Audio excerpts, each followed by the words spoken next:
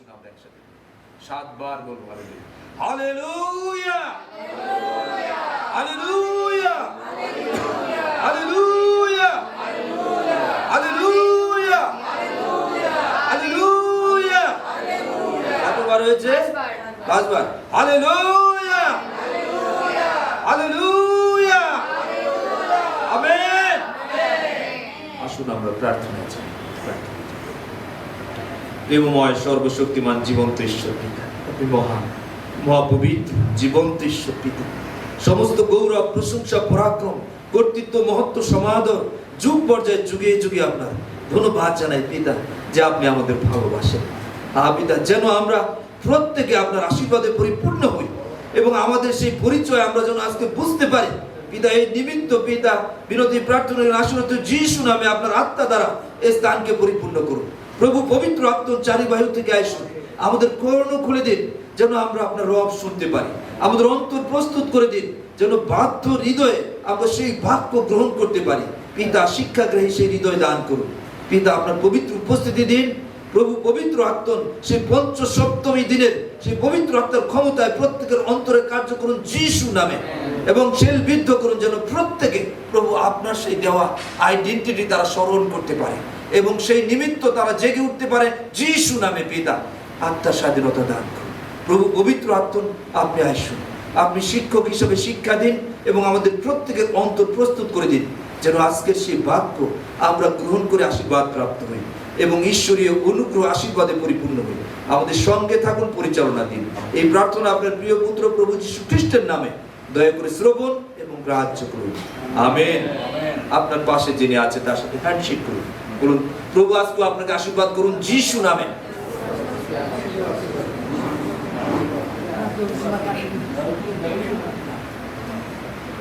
বসুন, আমরা বসবো।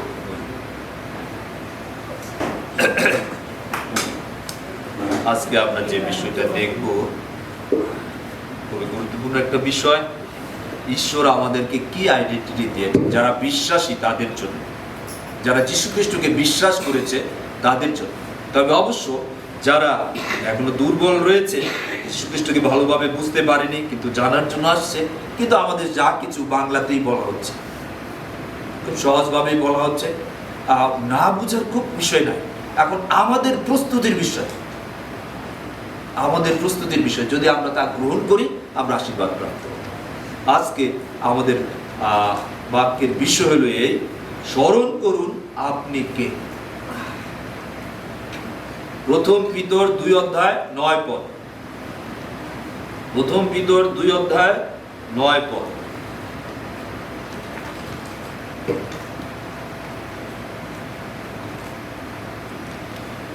এখানে এই কথা আছে, কিন্তু তোমরা মনোনীত বংশ, রাজকীয় যাজকবর্গ, পবিত্র জাতি, ঈশ্বরের নিজস্ব প্রজাবৃন্দ, যেন তাহারই গুণকীর্তন করো, যিনি তোমাদেরকে অন্ধকার হইতে আপনার আশ্চর্য জ্যোতির মধ্যে আহ্বান করিয়াছেন, আমেন, হালেলুয়া। এই বিরাট এক খেতাব বা আইডেন্টিটি ঈশ্বর আমাদেরকে দিয়েছে, আর এই বিষয়ে সাধু পিতর প্রকাশ করছে প্রত্যেকটা বিশ্বাসের জন্য। এই আইডেন্টিটি যারা যীশু খ্রিস্টকে বিশ্বাস করেছে তাদের জন্য এই আইডেন্টিটি, এটা কোনো সাধারণ আইডেন্টিটি না, বুঝতে হবে আমাদের। এখন আমরা যেভাবে গ্রহণ করি, আমরা যদি অন্তর থেকে গুরুত্ব সহকারে এবং এই আইডেন্টিটি গ্রহণ করি, তার মর্যাদা রক্ষা করি, সেগুলি করি, তাহলে আশীর্বাদ প্রাপ্ত। আমরা এনআইডি আছে, এনআইডি অনেকে এমনি এমনি ফলাই দিতে পারে, জাতীয় পরিচয়পত্র, আর যারা সেটা উত্তম নাগরিক হিসাবে ব্যবহার করবে তারা বিশেষ আশীর্বাদ, বিশেষ সম্মানিত। ঠিক আজকে প্রত্যেকটা খ্রিস্টানের জন্য, খ্রিস্টে বিশ্বাসীকে এই আইডেন্টিটি দেওয়া হয়েছে। এই আইডেন্টিটি আমরা কিভাবে গ্রহণ করছি সেটা গুরুত্বপূর্ণ। আমি এই উদ্দেশ্যে, আপনারা একটু আগে সেটা শুনেছেন, বাক্য পাঠ করা হয়েছে। প্রথম পিতর 2 অধ্যায় 1 থেকে 10 পদ, 10 পদের মধ্যে বিশেষ কথা বলা হয়েছে। আজকে আমাদের আইডেন্টিটি এটা স্মরণ করার জন্য আমরা একটা উদাহরণ দিই। অনেক বছর আগে ফ্রান্সের এক রাজা ছিলেন, আর রাজকুমারকে শিক্ষা দেওয়ার জন্য তিনি একজন শিক্ষক বেছে নিলেন। আর এই শিক্ষক বেছে নেওয়ার পর শিক্ষক রাজকুমারকে শিক্ষা দিবেন যেন সে সামনে ভবিষ্যতে সে রাজা হিসাবে সিংহাসনে বসতে পারে, দায়িত্ব গ্রহণ করে। কিন্তু সেই যুবক রাজকুমার অনেক সময় সিংহাসনে বসে শিক্ষককে তিনি সম্মান করতেন না, শিক্ষকের সাথে বেয়াদবি করতেন। আর শিক্ষক কিছু করতে পারেন না, রাজকুমার কিছু করতে পারেন না, তিনি মনোকষ্টে ভুগছেন। কি করবেন? এই ভবিষ্যতের সে রাজা হবে, তার জন্য উত্তম শিক্ষা গ্রহণ করা একান্ত দরকার। আর তিনি খুব মনোকষ্টে ভুগছিলেন, কারণ রাজার জন্য অনেক উত্তম বিষয়গুলি শিখতে হবে যেন সে রাজ্যের দায়িত্ব গ্রহণ করতে পারেন, তার কি করণীয় সেগুলি গ্রহণ করতে পারেন। আর এক সময় তিনি চিন্তা করলেন কিভাবে তাকে সচেতন করা যায়, সাবধান করা যায়, তার সাথে রাগারাগিও করা যায় না, রাজপুত্র। আর তিনি চিন্তা করলেন যে তাকে সচেতন করার জন্য একটা কাপড়, তিনি বেগুনি রঙের একটা কাপড় তিনি আনলেন।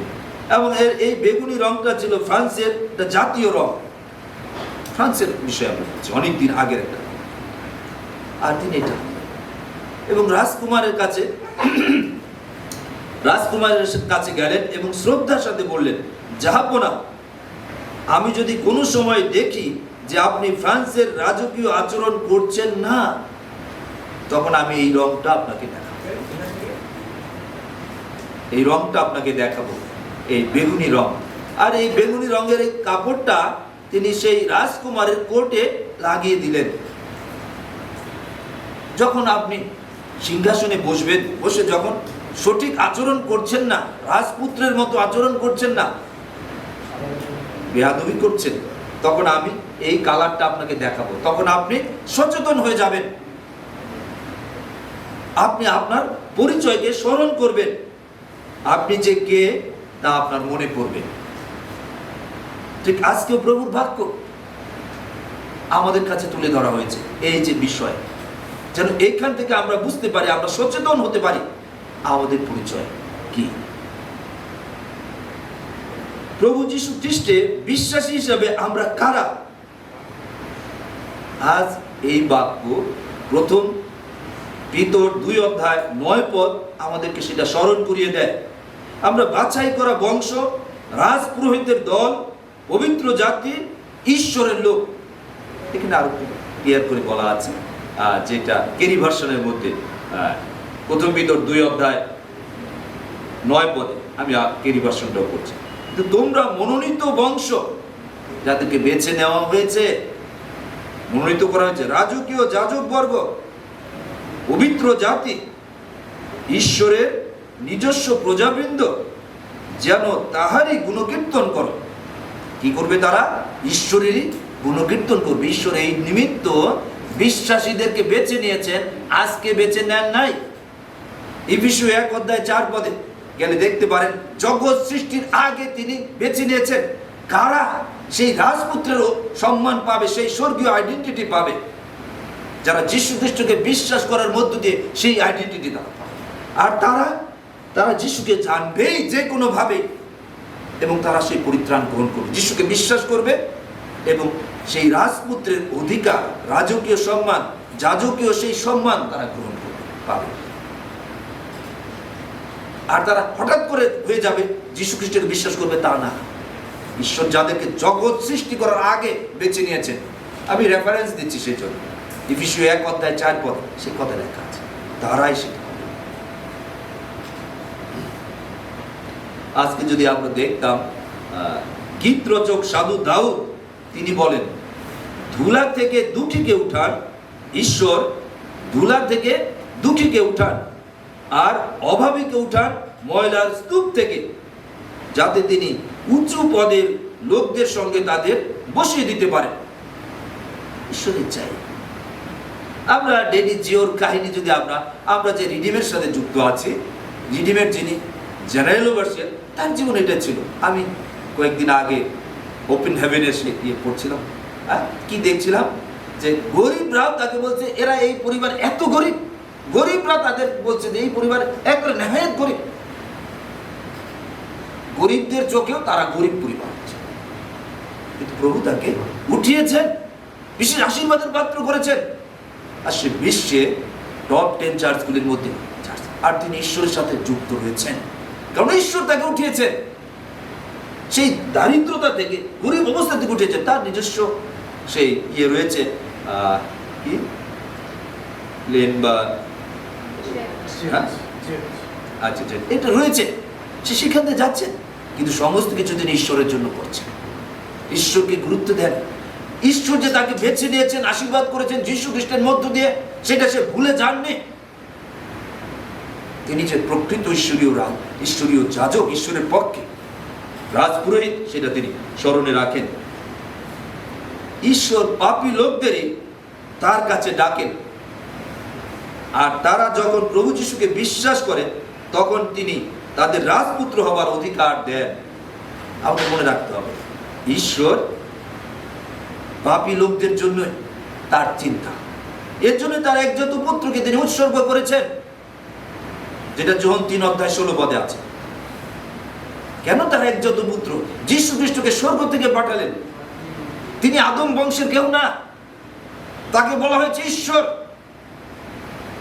যিশায় 7:14 সেখানে আছে, যারা পড়বেন তারা পাবেন। কারণ আমাদের মেমোরি খুব সাংঘাতিক, অত বড় না যে আমরা সমস্ত কিছু স্মরণ রাখতে পারি, মনে রাখতে পারি, তাই লেখা প্রয়োজন। তাই এই জিহুদীদের মধ্যে 2টা গ্রুপ ছিল। এক গ্রুপকে বলা হয়েছে ভালো জিহুদি, বিরোয়ার জিহুদি এবং ইফিসের জিহুদি। এই জিহুদীদের মধ্যে একটা গ্রুপ চার্চে যে কথাগুলি শুনতো, পালক বা যাজকরা যে কথাগুলি বলতো, তারা নোট করতো, ঘরে গিয়ে সেগুলি খুলে আবার দেখতো, হ্যাঁ ঠিক কিনা। এদেরকে বলা হয়েছে ভালো, এবং নিজেরা দেখতো এবং নিজেদেরকে বিচার করতো, আমি কি সেই রকম বুঝছি কিনা আজকের শিক্ষা অনুসারে, এবং নিজেদেরকে তারা সেই হিসাবে মাপতো, তুলনা করতো, সচেতন হতো, তারা ভালো জিহুদি।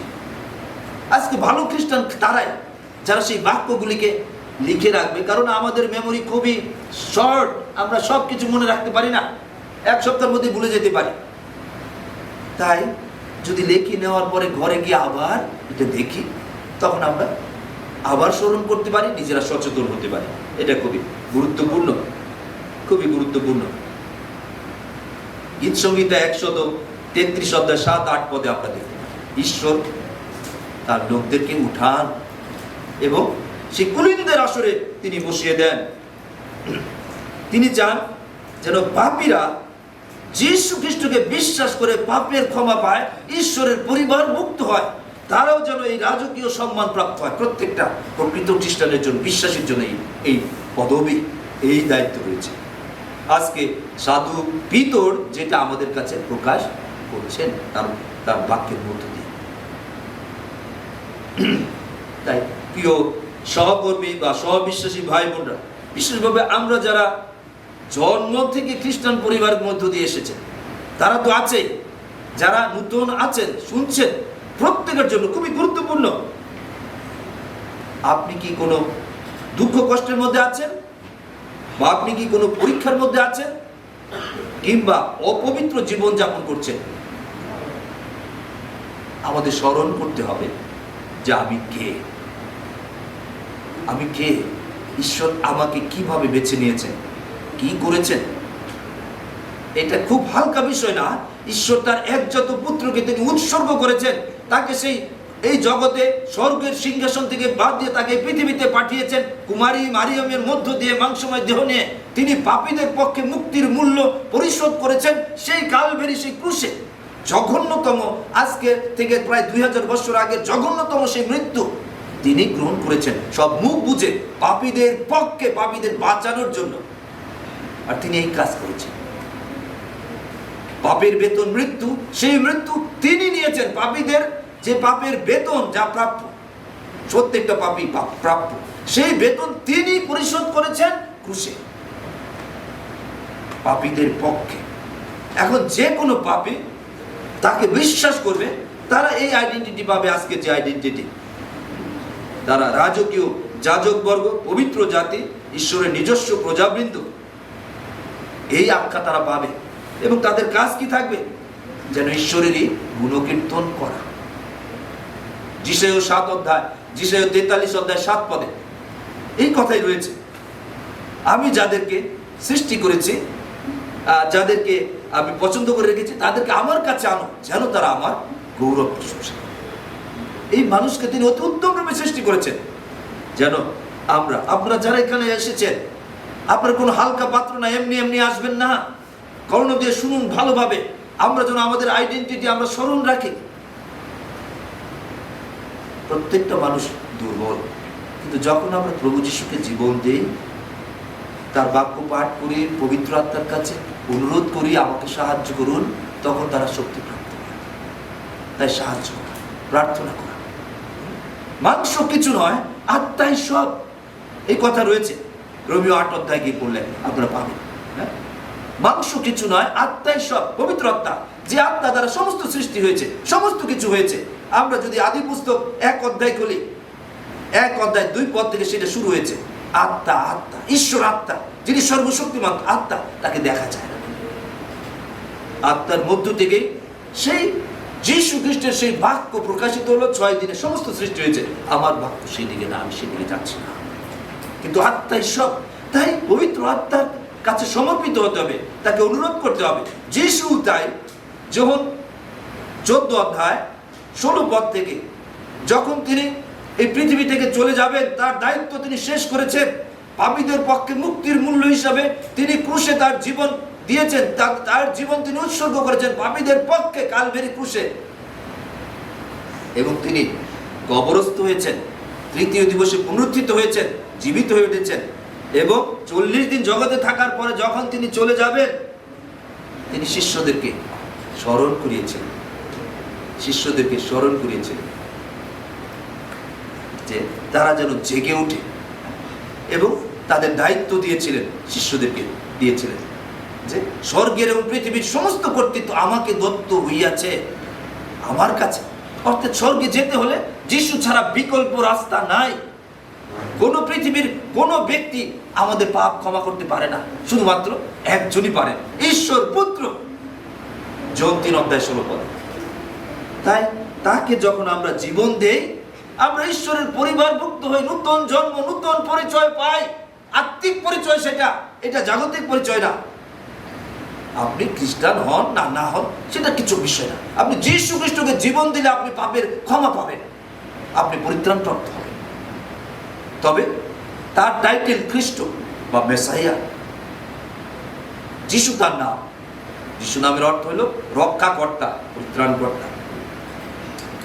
তাই প্রিয় ভাই বোন, আমাদের আজকে দেখা দরকার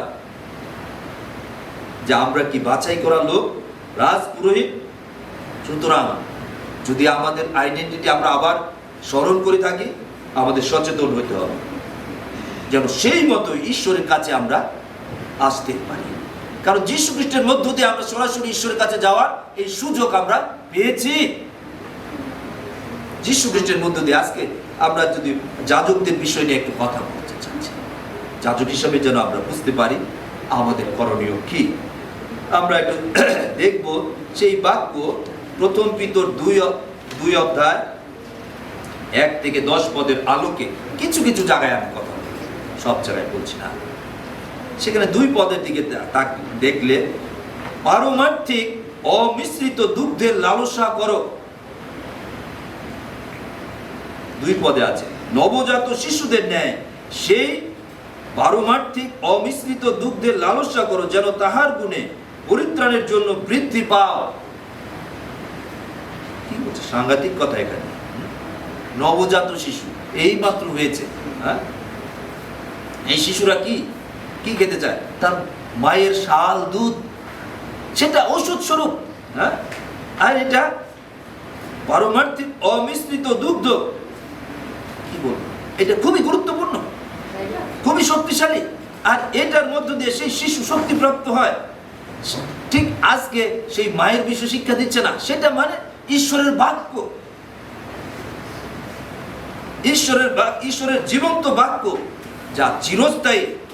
আর এই বাক্য গ্রহণ করার জন্য যে তীব্র আকাঙ্ক্ষা, সেটাই আমাদেরকে আত্মিক বৃদ্ধির একটি নিশ্চিত চিহ্ন। শুনুন, আপনি যে আত্মিকভাবে বৃদ্ধি পাচ্ছেন, যদি সেই আকাঙ্ক্ষা আপনার মধ্যে থাকে, সেই পারমার্থিক অমিশ্রিত দুগ্ধ অর্থাৎ ঈশ্বরের বাক্যের প্রতি আকাঙ্ক্ষা, সেই বাক্য ঈশ্বর কি বলেছেন, কি জানিয়েছেন, সেটা আমি পড়বো, সেটা নিয়ে প্রার্থনা করব, সেটা নিয়ে ধ্যান করব, সেটা পালন করার জন্য পবিত্র আত্মার কাছে অনুরোধ করব, সাহায্য চাইব, তাহলে আপনি আত্মিকভাবে বৃদ্ধি পাচ্ছেন। আর যদি এই অবস্থা না থাকে, আপনার মধ্যে তীব্র আকাঙ্ক্ষা না থাকে, ছোট নবজাত শিশু কিরকম আকাঙ্ক্ষা হওয়ার পরে সে বুঝুক আর না বুঝুক, আমি দেখি মাথাটাতে ঘুরতে থাকে, যেন সে মায়ের দুধ, সেই শাল দুধ খেতে পারে, এর মধ্য দিয়ে সে শক্তি পাবে, জীবন পাবে, বেঁচে থাকবে, এটা তার জন্য ঔষধ স্বরূপ। ঠিক একইভাবে আজকে এই মন্দ জগতে আত্মিকভাবে বেঁচে থাকতে হলে, আত্মিক সন্তান হই, যখন আমরা যীশু খ্রিস্টকে বিশ্বাস করি, আমরা ঈশ্বরের আত্মিক সন্তান হই, যেটা যখন 1 অধ্যায় 13 পদের মধ্যে সেই ব্যাখ্যাটা রয়েছে। মাংস থেকে নয়, মানুষের ইচ্ছা থেকে নয়, কিন্তু তারা আত্মা থেকে জাত, আত্মিক সন্তান। তাই আত্মিক সন্তান হিসেবে আমরা আত্মিক পরমাত্মা ঈশ্বরের যে শিক্ষাগুলি, সেইগুলি যদি অন্তর থেকে গ্রহণ করি, তখন আমরা আশীর্বাদ প্রাপ্ত হই। আপনি বাইবেল পড়বেন না, ঈশ্বরের বাক্য পড়বেন না, আপনি আত্মিকভাবে বৃদ্ধি হতে চাইবেন না, এটা হয়ে যায় না, সহজ না। যীশু খ্রিস্টকে জীবন দেন, ঠিক আছে, জীবন দেওয়ার পরে যে পবিত্রতায় চলতে হবে, সেই পবিত্রতার মাপকাঠি কি হিসাবে মাপা হবে? বাইবেল কেন, এটা দ্বারা মাপা হবে যে আপনি বাইবেলের শিক্ষা অনুসারে কিভাবে চলছেন। প্রত্যেকটা কিছু বুঝবার জন্য মেজারমেন্ট কাঠি রয়েছে, একক রয়েছে, যে তাই বাইবেল আমাদের আত্মিক জীবন মাপবার মেজারমেন্ট কাঠি। বাইবেল দিয়ে হিসাব করা হবে প্রত্যেকে। তাই আমরা দেখছিলাম যে এই ঈশ্বরের বাক্য বা চিরস্থায়ী বাক্য গ্রহণ করার তীব্র আকাঙ্ক্ষা যদি আপনার মধ্যে না থাকে, তাহলে একটা সমস্যা আছে, বড় সমস্যা।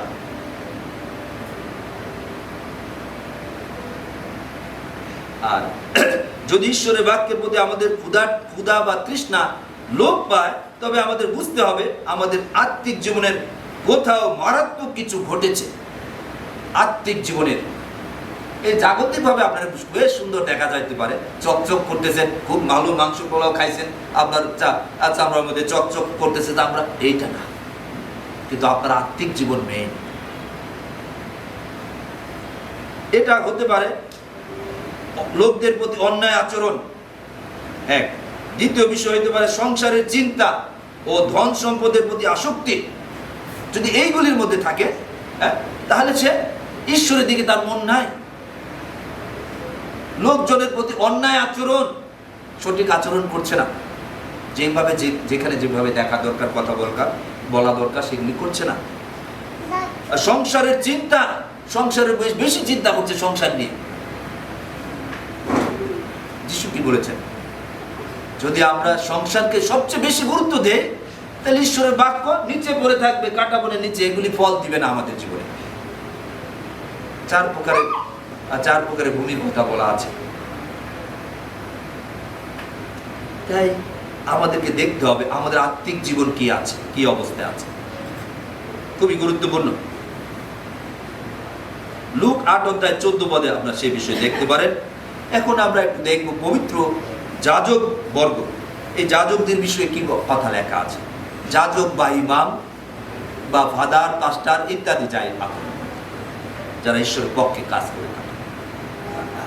পুরাতন নিয়মে ইসরায়েল জাতির মধ্যে একটি ক্ষুদ্র অংশকেই যাজকীয় দায়িত্ব দেওয়া হতো। পুরাতন নিয়মে যীশু খ্রিস্ট আসার আগের কথা বলছি, কি করা হতো? একটি ক্ষুদ্র অংশকেই যাজকীয় দায়িত্ব দেওয়া হতো, যারা লেবীয় বংশে।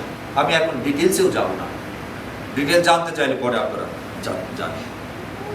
তাদের সুনির্দিষ্ট দায়িত্ব ছিল লোকদের পক্ষে, লোকরা বলতে পাপী লোকের, লোকদের পক্ষে ঈশ্বরের প্রতি বলিদান উৎসর্গ করা বা পশু রক্ত উৎসর্গ করা।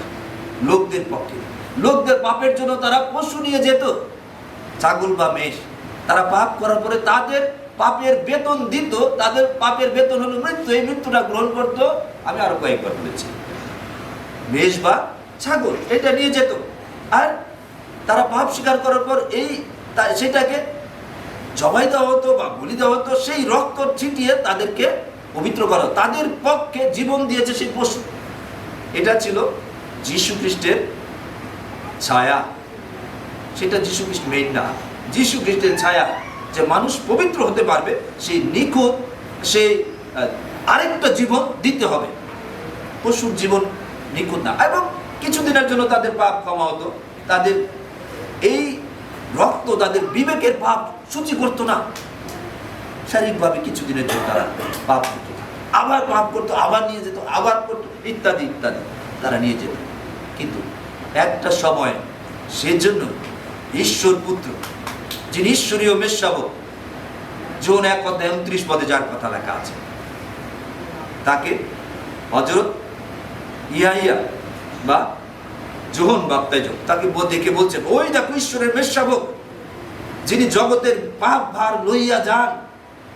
তিনি ঈশ্বরের মেষশাবক হিসেবে দুনিয়াতে এসেছেন, যেন জগতের পাপ ভার তিনি নিতে পারেন। তিনি পাপীদের জন্য তিনি জীবন দিবেন, তাকে উৎসর্গ করা হবে, তিনি মরবেন।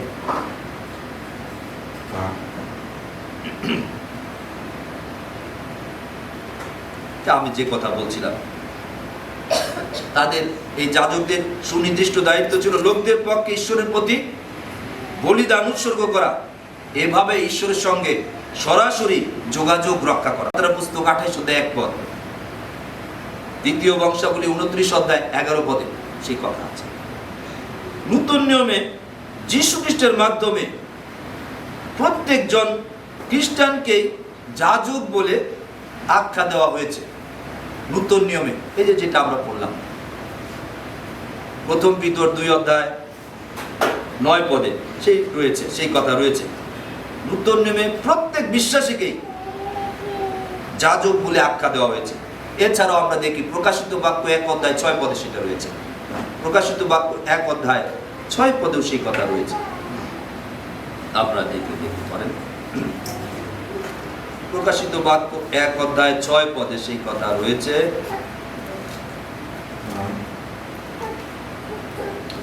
আমি পড়ছি, এবং আমাদিগকে রাজ্য স্বরূপ ও আপন ঈশ্বর ও পিতার যাজক করিয়াছেন। আপন ঈশ্বর ও পিতার যাজক করিয়াছেন। প্রত্যেকটা বিশ্বাসী মনে রাখতে হবে। শুধু আমরা আসবো, চার্চে যাব, হাজিরা দিব, অভ্যাস হয়েছে, আসবো যাবো চলে যাব, এটা মেইন বিষয় না। অভ্যাস অনেক পশু পাখিরও আছে না? হ্যাঁ, আমি দেখেছি অনেক গোয়াল ঘর থেকে গরু কিছুদিন যদি ওই মাঠে ছেড়ে দিয়ে আসে, ওই কয়েকদিন ইয়ে করে দেয়, ঘরে সকালে খুলে দিলে সে এমনি যায়, মাঠে চলে যাবে, আসবে। অভ্যাস অন্তর থেকে করতে হবে, সেটা অভ্যাস বশত না। অভ্যাস অন্তর থেকে করতে থাকলে তারপরে যদি সেই অভ্যাস হয় ভালো। তবে আবার আরেকটা বিষয় আছে, অভ্যাস না থাকলে আবার আমরা করতেও পারি না। তাই করতে করতে, প্র্যাকটিস করতে করতে সেটা অভ্যাস হয়। অভ্যাস হয়। এখানে কি বলছে? পিতার যাজক করিয়াছেন, তাহার মহিমা ও পরাক্রম যুগ পর্যায়ের যুগে যুগে হোক, আমেন। শুধু মহিমা গুণকীর্তন করার জন্য তিনি আমাদেরকে তার যাজক করেছেন। প্রত্যেক বিশ্বাসীদের যাজকত্বের অর্থ রয়েছে, মানে আছে। এই বিশ্বাসী, আজকে একটা নতুন কথা আপনারা হয়তো শুনছেন, কিন্তু এর গভীর অর্থ রয়েছে। এই যাজক হবে, ও আমরা যাজক হয়ে গেছি। যাজক বলে দায়িত্ব রয়েছে, কাজ রয়েছে, বেশ কিছু, এমনি এমনি না। তাই প্রভু চাইবেন যে তোমাদেরকে যে আমি যাজক বানাইলাম সর্বোচ্চ মূল্য দিয়া, আমার একজাত পুত্র জগতে গিয়ে তোমাদের পক্ষে মুখ বুঝে, তোমাদের সমস্ত পাপের শাস্তি সে মুখ বুঝে সহ্য করেছে, গ্রহণ করেছে। সে কালবেরি সেই ক্রুশে সে মৃত্যুবরণ করেছে। তাকে টিটকারি দেওয়া হয়েছে, তার মুখে থুতু দেওয়া হয়েছে, তাকে তার নাক মুখ ঢেকে তাকে চর মারা হয়েছে, তার মাথায় কাটার মুকুট দেওয়া হয়েছে, তার পিঠের চামড়া তুলে ফেলা হয়েছে, সেই চাবুক দ্বারা সে চাবুকের মাথায় কাটার মতো কিছু লাগানো থাকতো, চাবুক মারার পরে টান দেওয়া হলে সেই পিঠের চামড়া উঠে যেত। তার এমন কোনো রূপ কি শোভা ছিল না যে তার দিকে তাকানো যায়, অর্থাৎ তার চেহারায় অন্যরকম হয়ে গেছে। এমনভাবে সেই নির্যাতন ছিল, সেই এই পৃথিবীর সবচেয়ে বর্বরচিত সেই মৃত্যু তিনি গ্রহণ করেছেন। এবং সেই ক্রুশে যখন দেওয়া হয়, এই কাঠের মধ্যে যখন কাঠের সাথে সে বড় পেরেক দিয়ে তার হাত আটকে দেওয়া হয়েছে, পেরেক মারা হয়েছে দুই হাতে, পায়ের মধ্যে দুই পায়ে একসাথে করে, এটা কোনো সাধারণ বিষয় না। হ্যাঁ, কি সাংঘাতিক! তিনি দেহ নিয়ে এসেছিলেন, তার মধ্যে সমস্ত কিছু ছিল। তিনি ঘুমিয়েছেন, খেয়েছেন, কেঁদেছেন ইত্যাদি, কিন্তু এক দিক থেকে আলাদা ছিল, তিনি ছিলেন নিষ্পাপ। নিষ্পাপ ঈশ্বরীয় গুণ, সেই গুণ তার মধ্যে ছিল, তিনি নিষ্পাপ, তিনি পুত্র ঈশ্বর।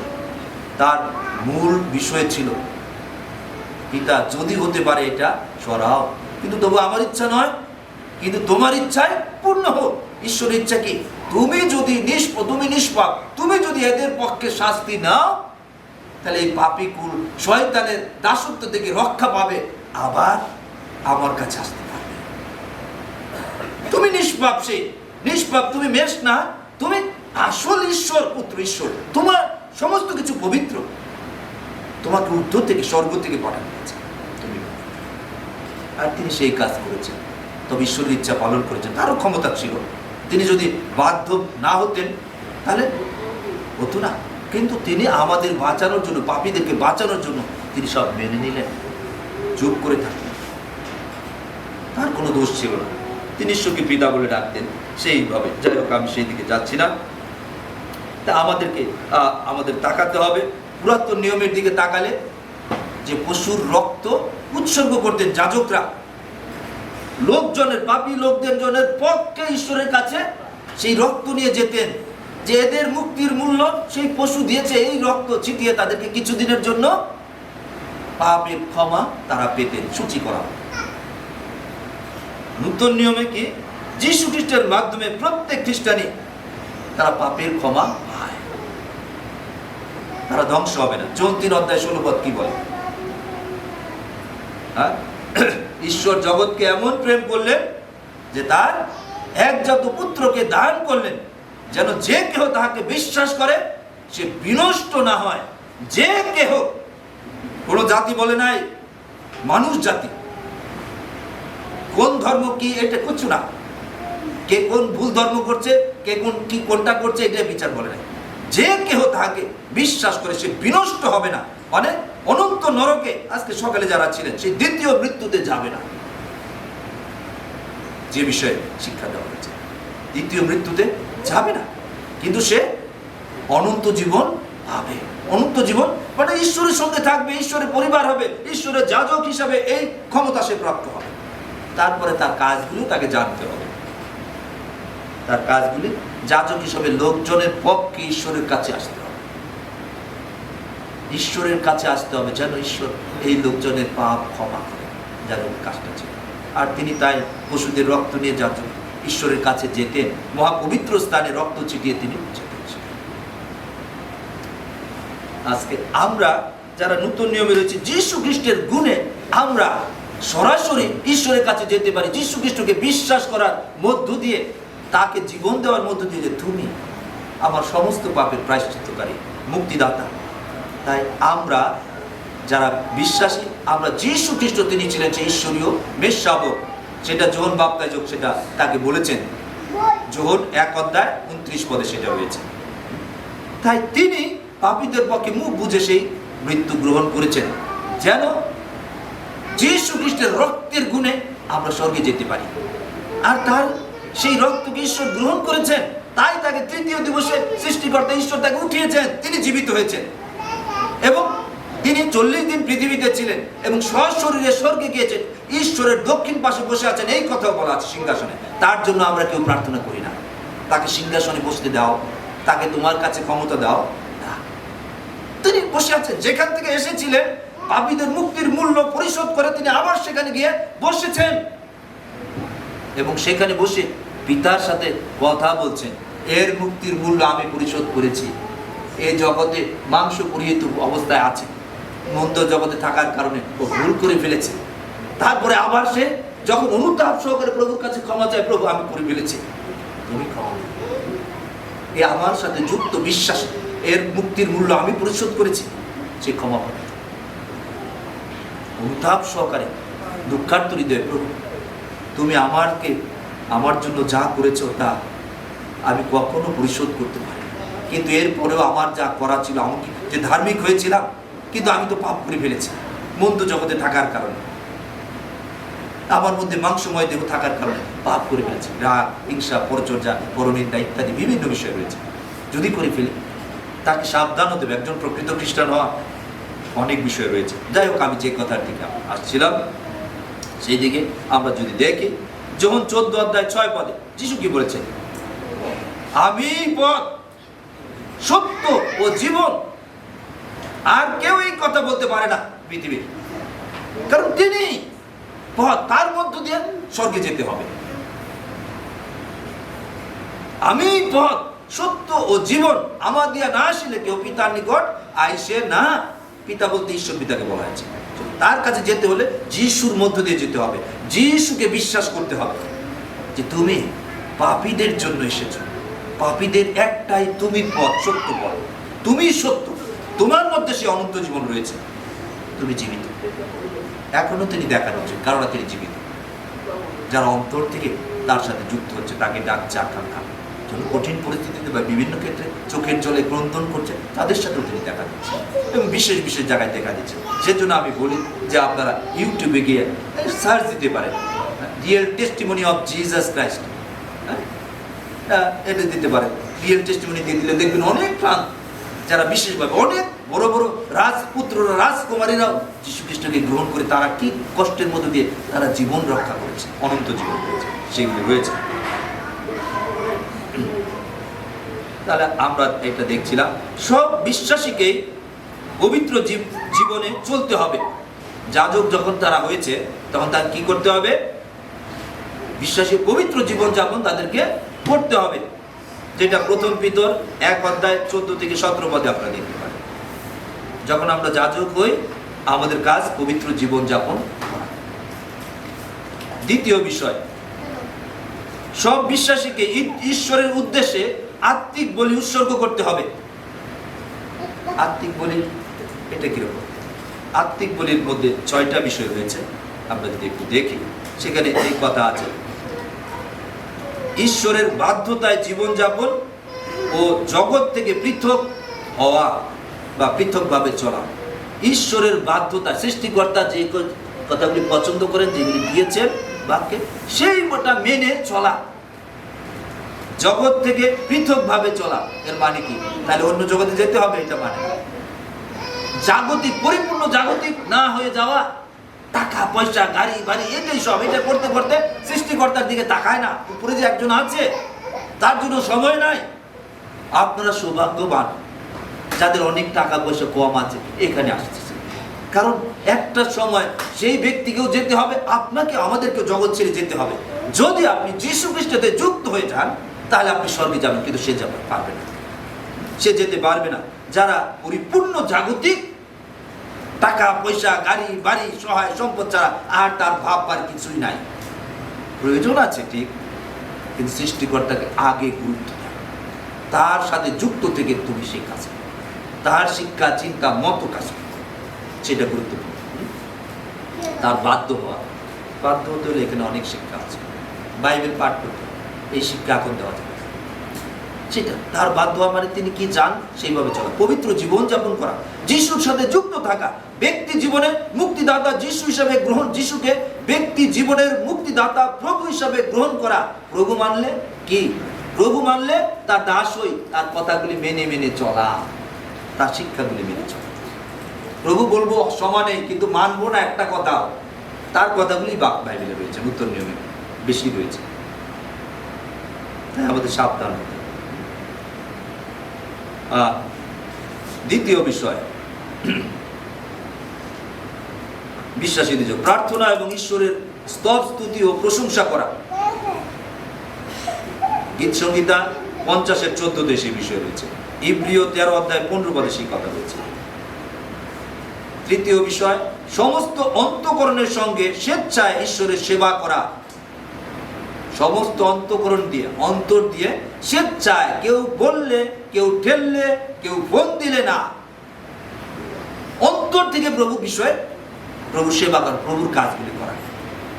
প্রভু মহাপবিত্র, তিনি মন্দতায় কিছু পছন্দ করেন।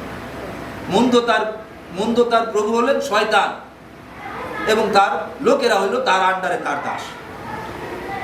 কিন্তু তাই যাজকদের কিরকম হতে হবে?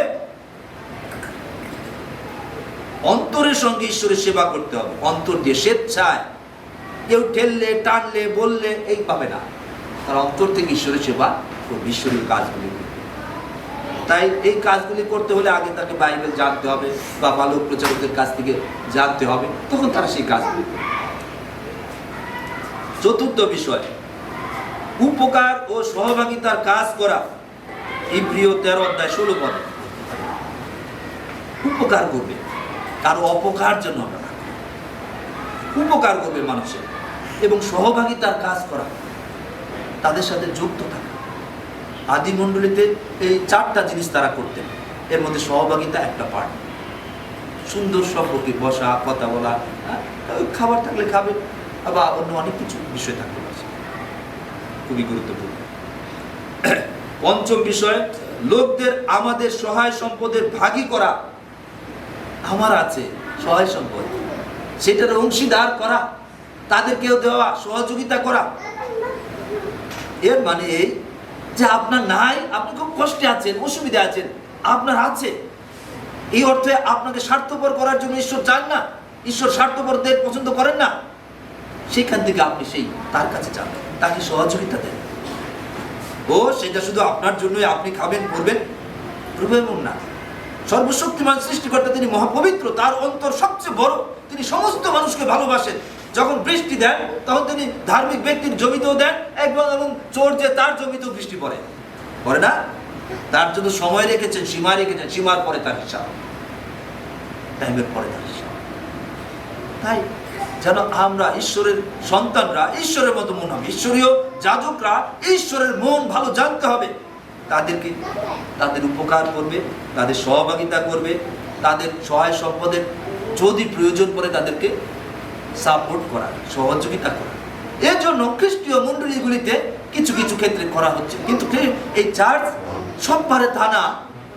কিন্তু চার্চের বিভিন্ন এনজিও, বিভিন্ন প্রতিষ্ঠানগুলি রয়েছে, কিন্তু চার্চের সেই টাকাটা আসে কোথার থেকে? বিশ্বাসীরা যখন প্রভুকে ভালোবেসে তারা যাজকের মতো তাদের সহায় সম্পদ নিয়ে চার্চে তারা সেটা দেয়।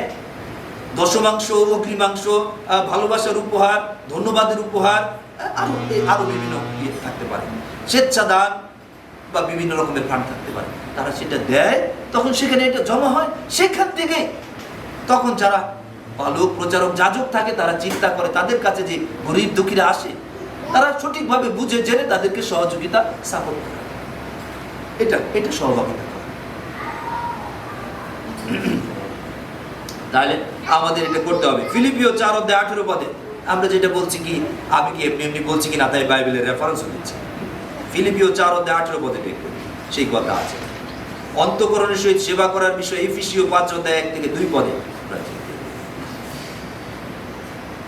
ষষ্ঠ বিষয়, আমাদের অঙ্গ প্রত্যঙ্গগুলিকে ঈশ্বরের উদ্দেশ্যে ধার্মিকতার অস্ত্র রূপে ব্যবহার করা, উৎসর্গ করা। আমাদের অঙ্গ প্রত্যঙ্গকে, এই যে হাত, পা, চোখ, মুখ ইত্যাদিকে কি করতে হবে?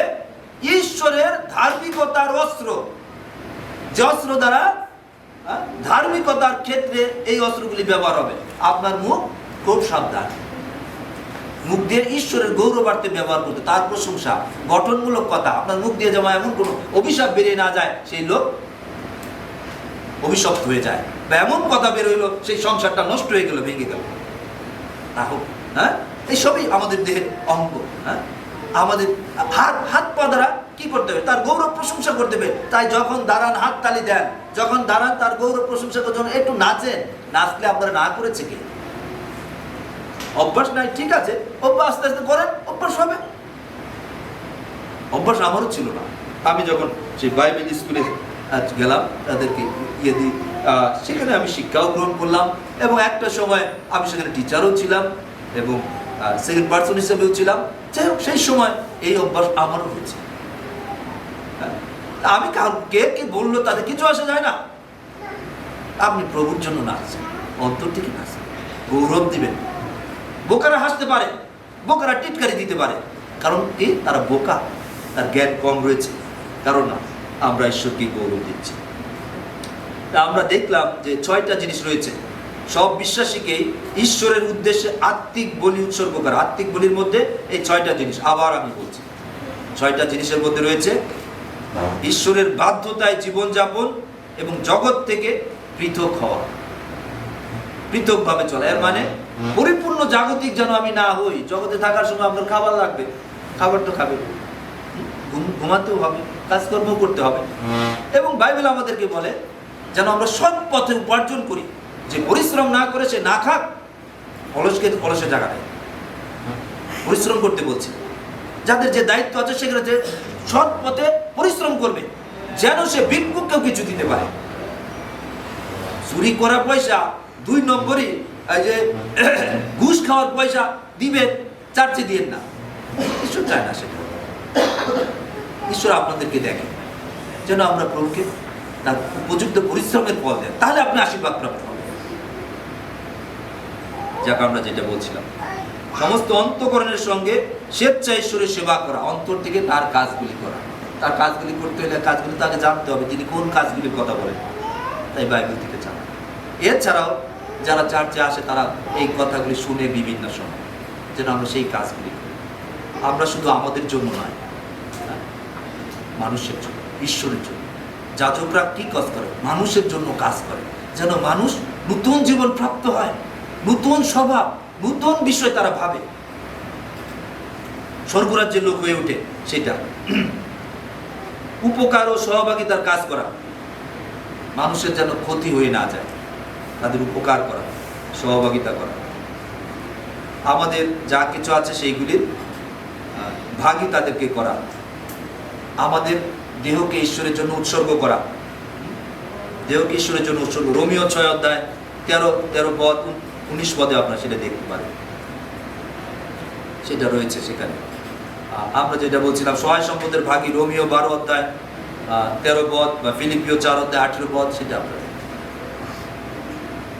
তাহলে আমরা এগুলি দেখছিলাম যে আত্মিক বলি বলতে কি, আত্মিকভাবে ঈশ্বরের এই কাজগুলি করা, বাধ্যতায় জীবনযাপন করা, জগৎ থেকে পৃথক হওয়া বা আমি পরিপূর্ণ জাগতিক না হওয়া, প্রার্থনা এবং ঈশ্বরের স্তব স্তুতি প্রশংসা করা, সমস্ত অন্তঃকরণের সঙ্গে স্বেচ্ছায় ঈশ্বরের সেবা করা, উপকার ও সহভাগিতার কাজ করা, লোকদের আমাদের সহায় সম্পদের ভাগী করা, আমাদের অঙ্গ প্রত্যঙ্গগুলিকে ঈশ্বরের ধার্মিকতার অস্ত্ররূপে ব্যবহার করা। ছুরি দিয়া যখন শেফ বা যারা রান্না করে তারা যখন সুন্দর খাবার তৈরি করে, তখন এটা ভালো জিনিস। আর ছুরি দিয়ে যখন ডাকাত আরেকজনের পেটের মধ্যে ঢুকাই দেয়, তখন কি হয়? এটা ওইটা খারাপ কাজ। ছুরির কোনো দোষ নাই, দোষটা বের। আমাদের হাত পা যখন আমরা সঠিক কাজে ব্যবহার করি, তখন ঈশ্বরীয় ধার্মিকতার অস্ত্র হয়। তার জন্য গৌরব করলাম, এই হাত দিয়ে একটা গরিবকে সাহায্য দিলাম, বা প্রভুর কাজে এগিয়ে আসলাম, বা এই হাত দিয়ে প্রভুর জন্য প্রার্থনা করলাম। সেটা গুরুত্বপূর্ণ, ভালো কাজে ব্যবহার করা। যাজক হিসাবে 4র্থ গুণ, সব বিশ্বাসীকে একে অন্যের জন্য, জগতের অন্যান্য লোকদের জন্য বিনতি প্রার্থনা করা। সব বিশ্বাসীকেই, কারণ সব বিশ্বাসী তারা ঈশ্বরীয় যাজক, যদিও তারা জানেন বা না জানেন, কিন্তু বাইবেল বলছে তাদের কি করতে হবে? একে অন্যের জন্য, জগতের অন্যান্য লোকদের জন্য বিনতি প্রার্থনা করা। 1 তিমোথেও 2 অধ্যায় 1 পদ সেখানে রয়েছে, কলসীয় 4 অধ্যায় 12 পদে সেই কথা রয়েছে, বিনতি প্রার্থনা করার জন্য। তারাও আমাদের মতো প্রভুর অনুগ্রহ পায়। সমস্ত লোকের জন্য, যারা বড় জাতি তাদের জন্য প্রার্থনা করা, কারণ তারা যিশুকে জানে না, যিশুকে জানতে তাদের দেওয়া হয় না, দেওয়া হচ্ছে না। শয়তান বিভিন্ন রকমের যিশু খ্রিস্টের বিরুদ্ধে মিথ্যা শিক্ষা দ্বারা তাদের অন্তর কঠিন করে রেখেছে, বাইবেলের বিরুদ্ধে মিথ্যা শিক্ষা দ্বারা কঠিন করে রেখেছে। তাই তারা সেই দিকে আগ্রহী হচ্ছে না, তাদের অন্তর্বদ্ধ, তারা জানতে চাচ্ছেন। কিন্তু যখন পড়ে তখন আর ফিরতে পারবে না, কারণ দেখবে তাদের প্রত্যেকের মধ্যে ভালো মন্দ বুঝবার ক্ষমতা দেওয়া আছে, ঈশ্বর সেইভাবে সৃষ্টি করেছে। যখন পড়বে তখন পবিত্র আত্মা তাদের অন্তরে কাজ করতে থাকে, যেটা ভালো তখন তারা বুঝবে, আর তখন তারা তখন তারা প্রভুকে গ্রহণ করে। এর সাথে তো অন্য যেগুলি আমরা অন্য জায়গায় এতদিন জানছি না বা যেগুলির মধ্যে রয়েছে সেইগুলির মধ্যে রাত দিন তফাৎ। স্বর্গীয় বিষয়গুলি আলাদা আর জগতের বিষয়গুলি আলাদা। সব বিশ্বাসীকে ঈশ্বরের বাক্য ঘোষণা করতে হবে ও সেই বাক্যের সফলতার জন্য প্রার্থনা করতে হবে। ঈশ্বরের বাক্য ঘোষণা করতে হবে বিশ্বাসীদের। প্রেরিত 4:31 পদে আপনারা সেটা দেখতে হয়েছে। এবং সেই বাক্যের সফলতার জন্য প্রার্থনাও করতে হবে বিশ্বাসীদেরকে। আমাদের প্রার্থনা করার বিষয় হচ্ছে শুধু পালক প্রচারকরা প্রার্থনা করবে, আপনারা শুধু আপনাদের বিষয়গুলি তাদের কাছে উপরে ছুঁড়ে দিয়ে আপনারা সেভ ধারা। প্রত্যেকটা বিশ্বাসীকে বলা হয়েছে তারা কি, প্রথম পিতর 2:9 অনুসারে মনোনীত বংশ, রাজকীয় যাজক বর্গ, তারা ঈশ্বর রাজার যাজক, তারা ঈশ্বরীয় যাজক, পবিত্র জাতি, ঈশ্বরের নিজস্ব প্রজাবৃন্দ যেন তাহারই গুণকীর্তন করে, যেন ঈশ্বরের গৌরবার্থে তাদের জীবন ব্যবহার করে। আমরা আরেকটা অংশ দেখছি 6 নম্বর, এটা আছে সব বিশ্বাসীরাই জলের বাপ্তিস্ম দিতে ও প্রভুর ভোজ অনুষ্ঠান পরিচালনা করতে পারবে। আপনি বলবেন যে ও মাস্টার আজকে আপনি নতুন কথা কইতেছেন, হয়তো অনেক চার্চে সেগুলি বলছে না, কিন্তু এটা রয়েছে। তো আমরা যদি সেটা দেখি,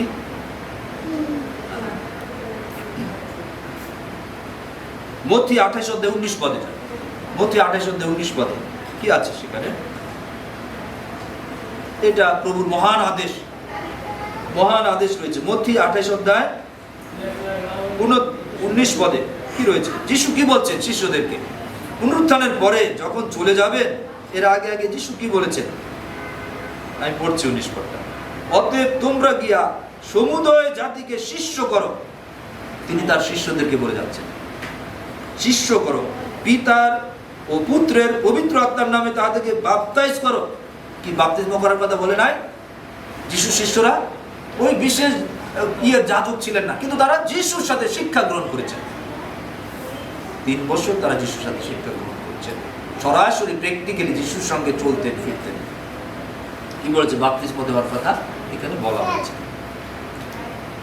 এবং যিশু যে সমস্ত শিক্ষা দিয়েছেন সেইগুলি তাদের পালন করতে শিক্ষা দাও, শিক্ষাও গুরুত্বপূর্ণ। তাদেরকে বাপ্তিস্ম দেওয়ার কথা বলা হয়েছে, শিষ্য করার কথা বলা হয়েছে। তাই এইগুলির দিকে আমাদের দৃষ্টি দিতে হবে, মনে রাখতে হবে। তাই আগে বাপ্তিস্ম দেওয়ার আগে আপনাকে পবিত্র হতে হবে। আপনি যে ঈশ্বরীয় যাজক সব সেইভাবে সঠিকভাবে আপনাকে চলতে হবে, সেটা গুরুত্বপূর্ণ, যেন ঈশ্বরের চোখে আপনি ঈশ্বরের পবিত্র সেই রাজকীয় যাজক বর্গ আপনি হন। লুক 22:19 পদেও সেই কথাগুলি রয়েছে, আপনারা সেটা দেখতে পারেন। সেখানে পরিত্রাণের সুসমাচার ঘোষণা করা এবং ঈশ্বরের প্রশংসা ও গৌরব করা, এটাও রয়েছে যাজকদের কাজ। পরিত্রাণের সুসমাচার ঘোষণা করা যে যীশু খ্রিস্ট ছাড়া আর কোনো নাম নেই। প্রেরিত কত? 4:12 আছে, আকাশের নিচে মনুষ্যদের মধ্যে আর কোনো নাম নাই যে নামে আমরা পরিত্রাণ পেতে পারি। এই আকাশের নিচে, উপরে আকাশ আছে। প্রথম তিমথিও 2:5 পদে উপরে সৃষ্টিকর্তা বা ঈশ্বর রয়েছে, আর জগতে পাপী মানুষ, মধ্যস্থতাকারী শুধুমাত্র একমাত্র যীশু খ্রিস্ট রয়েছে। মাঝখানে যীশু খ্রিস্ট রয়েছে, যার মধ্য দিয়ে পাপী মানুষ ঈশ্বরের সাথে যুক্ত হতে পারে। তাই যীশু খ্রিস্টের মধ্য দিয়ে আমরা পাপের ক্ষমা পাই এবং সেই যাজকীয় সেই দায়িত্ব আমরা প্রাপ্ত হই। প্রেরিত 20:28 পদে সেগুলো দেখতে পারে না। আমরা আরেকটু যদি দেখি, পবিত্র জাতি, বিশ্বাসীদেরকে জগৎ থেকে পৃথক করা হয়েছে যাতে তারা সম্পূর্ণরূপে ঈশ্বরের হয়। বিশ্বাসীরা কি হবে? সম্পূর্ণরূপে যেন ঈশ্বরের হয়। এটা গুরুত্বপূর্ণ, আমাদেরকে মনে রাখতে হবে। তাই আজকে বিষয় ছিল যেন যারা আমরা যীশু খ্রিস্টকে গ্রহণ করেছি, জীবন দিয়েছি, বিশ্বাস করেছি, তারা যাজক, ঈশ্বরের চোখে যাজক। এখন সেই যাজক যদি তার দায়িত্ব কর্তব্য না বুঝে সে মন্দতায় চলতে পারে, আর সেজন্য বাইবেল পড়তে হবে, তার চার্চের কাজগুলি বুঝতে হবে, এই দায়িত্ব। তার বেশ কিছু দায়িত্ব রয়েছে। শুধু গির্জায় আসা আর ঘরে দায়িত্ব পালন করা এইটাই মেইন না। তাই আমরা যদি স্বর্গে যেতে চাই, আমাদের এই প্রভু শেষ সময় হচ্ছে দায়িত্ব দিয়ে গেছেন, পিতা পুত্র পবিত্র আত্মার নামে বাপ্তিস্ম দাও, শিক্ষা দাও, এগুলি আমাদের রয়েছে। আসুন আমরা উঠে দাঁড়াই। আমরা কারা আজকে আমরা একটু চিন্তা করি। আপনি কোন অবস্থায় আছেন? আপনি বলতে পারেন সেই যাজকীয় যীশু খ্রিস্টকে বিশ্বাস করেছেন, কিন্তু আপনি সেই দায়িত্বগুলি পালন করছেন না। আপনি আপনার পাপ স্বীকার করুন। যে কথাগুলি বলা হয়েছে আমি এগুলির কাছেও নাই, দয়া করে আমাকে ক্ষমা। যে আত্মিক বলি যেন উৎসর্গ করতে পারি, পিতা আমার প্রতি দয়া করুন। আপনি অন্তর থেকে চোখ বন্ধ করুন, প্রার্থনা করুন, প্রার্থনা করুন, প্রভু আমি সেই রাজকীয় যাজক হতে চাই। আমি যীশু খ্রিস্টের উপর সম্পূর্ণ বিশ্বাস করে আমার সমস্ত পাপের ক্ষমা পেতে চাই। পরিত্রাণের নিশ্চয়তা আমি জগৎ থেকে নিয়ে যেতে চাই, যেন আমি স্বর্গে যেতে পারি। আপনি প্রার্থনা করুন, চোখ বন্ধ করুন, প্রভুর কাছে কথা বলুন। ব্যক্তির কাছে বলার প্রয়োজন, আপনি প্রার্থনা করুন। আপনি যদি যিশুকে জীবন না দিয়ে থাকেন, যিশুকে বিশ্বাস করে না থাকেন, যিশুর কাছে আপনার পাপ স্বীকার করুন। আমি তুমি একমাত্র ধ্বংস থেকে রক্ষা কর্তা, তুমি পরিত্রাণ কর্তা। আমার এই পাপ, আমি তোমাকে জীবন দেইনি, দয়া করে আমাকে ক্ষমা করো। আমার এই পাপ, আমি তোমাকে বিশ্বাস করি, তুমি পাপীদের মুক্তিদাতা, তুমি একমাত্র সেই ঈশ্বর পুত্র, স্বর্গ থেকে এসেছো, পাপীদের মুক্তির মূল্য তুমি পরিশোধ করেছো ক্রুশে। আমি তোমাকে বিশ্বাস করি, তুমি দয়া করে আমার এই পাপ ক্ষমা করো। তুমি আমার জীবনের প্রভু হও। তুমি আমাকে যে দায়িত্ব দিয়েছো যাজক হওয়ার, এই সব জীবনযাপন করতে তোমার পবিত্র আত্মা দ্বারা আমাকে সাহায্য করো।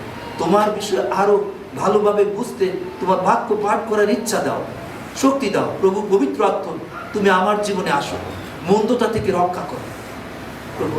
আর যারা খ্রিস্টান পরিবারের মধ্যে রয়েছেন, অনেক বাক্য জানেন কিন্তু পালন করছেন না, আসুন আমরাও প্রার্থনা করি, প্রভুর কাছে প্রার্থনা করি। প্রভু উত্তম যাজক হতে তুমি যে দায়িত্ব আমাদের দিয়েছো, যে গুরুত্বপূর্ণ আইডেন্টিটি দিয়েছো, যেটা দ্বারা তুমি আমাদেরকে উৎসাহিত করেছো, যেন আমরা আনন্দপূর্বক তোমার সাথে যুক্ত থাকি।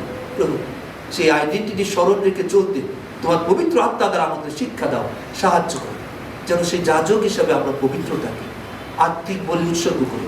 প্রভু আমাদের যা আছে অন্যের উপকার করি, সাহায্য দিই, সাহায্য করো। আপনি প্রার্থনা করুন, প্রভু ক্ষমা করো, এতদিন আমি সেইগুলি করি নাই, জানি না। প্রভু অন্তর থেকে তোমার কাজে এগিয়ে আসতে, আত্মিকভাবে তোমার সেবা করতে অন্তর থেকে আমাকে সাহায্য করো। আমার হাত পা মুখ চোখ সমস্ত ধার্মিকতার অস্ত্র হোক প্রভু, তুমি সেইগুলি ব্যবহার করো। পিতা নাসরত যিশু নামে তোমার পবিত্র আত্মা দ্বারা আমার ব্রেনকে স্পর্শ করো, যেন এই ব্রেনে পবিত্র বিষয়গুলি আসে, আমার মুখ দ্বারা গঠনমূলক বাক্য আসে। প্রভু আমার হাতকে তোমার গৌরবার্থে ব্যবহার করো পবিত্র কাজে, আমার পা তোমার পবিত্র কাজে যে এগিয়ে যাক সাহায্য করো। আপনি প্রার্থনা করুন। স্বর্গীয় মহান ঈশ্বর পিতা, আমরা কৃতজ্ঞতায় ধন্যবাদ জানাই। আপনি মহাপবিত্র ঈশ্বর, সর্বশক্তিমান ঈশ্বর, স্বর্গ পৃথিবী পাতালের নির্মাতা, সর্বময় কর্তা, দৃশ্যকে অদৃশ্য সমস্ত কিছু সৃষ্টিকর্তা, মহান ঈশ্বর। আমরা কৃতজ্ঞতায় ধন্যবাদ জানাই। মনুষ্যদের মধ্য থেকেও আপনি আমাদেরকে আলাদাভাবে বেছে নিয়েছেন এবং যীশু খ্রিস্টকে বিশ্বাস করার মধ্য দিয়ে আমাদের নতুন পরিচয় দিয়েছেন, আত্মিক জন্ম দিয়েছেন, আত্মিক পরিচয় দিয়েছেন।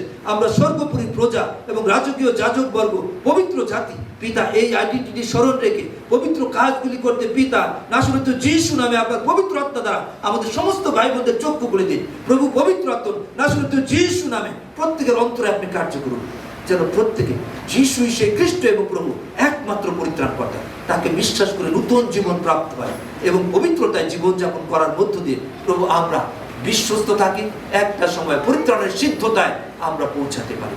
সাহায্য করুন, যেন আপনি সরাসরি আপনার সান্নিধ্যে আসতে পারেন এবং আপনাকে দেখতে পারেন। জগতে আমাদের আশীর্বাদ যুক্ত করুন পিতা। যে ভাই বোনরা দাঁড়িয়েছে, যারা অন্তর থেকে সেই কথাগুলি বলছে পিতা, আপনি প্রত্যেককে জানেন, কারণ আপনি মাংস রহিত হয়ে জগতে ছিলেন। পিতা প্রত্যেকের প্রতি দয়া করুন। পিতা যিশু নামে আপনার পবিত্র আত্মা দ্বারা সাহায্য করুন। প্রভু পবিত্র আত্মা প্রত্যেককে সুরক্ষা দিন, যেন এই মধ্য জগতে আপনার সর্বোচ্চ গৌরব প্রশংসা দিতে সেই অন্তর আপনি আমাদের মধ্যে সৃষ্টি করুন। আমাদের সঙ্গে থাকুন, পরিচালনা দিন। রক্ষা করুন। এই প্রার্থনা আপনার প্রিয় পুত্র প্রভু যীশু খ্রিস্টের নামে দয়া করে শ্রবণ এবং গ্রাহ্য করুন। আমেন। যিশুর নামে।